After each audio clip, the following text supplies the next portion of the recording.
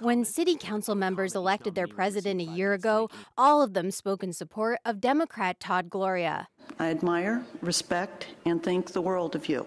I look forward to having you serve as our council president for another year and another year and another year. The dignity and professionalism and grace you've brought to the office after everything we had to endure, it's really restored, I think, the citizens' confidence in government. This year, the 4 Republican council members voted to oust Gloria and elect Democrat Sherry Lightner president. But only one person spoke in support of her. Last time I voted for Todd Gloria, and I was praised for being nonpartisan. Am I going to be partisan if I vote for a different Democrat this time?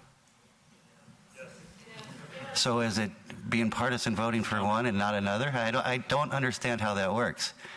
It may not be your choice, but it doesn't mean that it's not a nonpartisan choice, okay? Despite grumbling from the pro-Gloria crowd, Sherman spoke up for Lightner.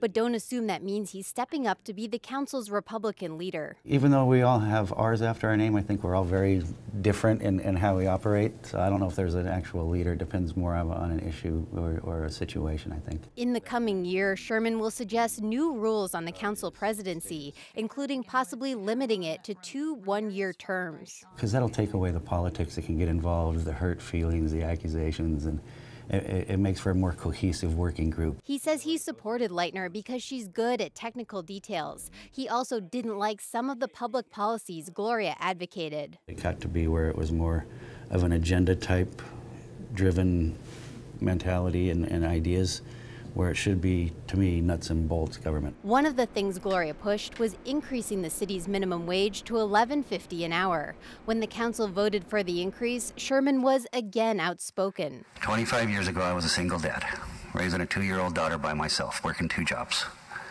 But I didn't look to government to say, please, please, government, do something to tell my boss that I'm worth an extra $1.50 an hour. I went to them and convinced them that I was worth an extra $5 an hour.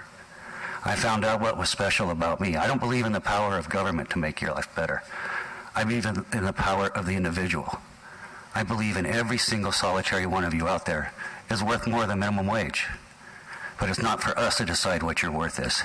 It's for you to prove what your worth is. Sherman says he did find a job that recognized what made him special. He was working in landscaping until his father hired him at his insurance company. Too many times I think people listen to some people in government who like to tell them you can't do it without us.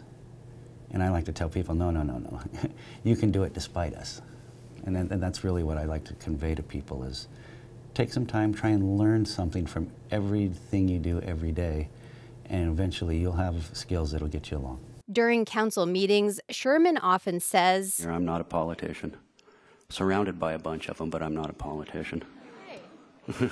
He says now that while that's still true, he is becoming more political in some ways. Understanding that politics kind of gets involved in what I thought a lot of times was everyday nuts and bolts kind of decisions. You know, there's always somebody nagging in your ear of the political consequences that might be had. Sherman says he isn't too worried about political consequences. He plans to run for re-election next year and then probably will quit politics. You never want to rule something out completely, but I'll give you a strong 95%. This year, Sherman hopes to focus on making it easier to do neighborhood projects and re-evaluating city fees.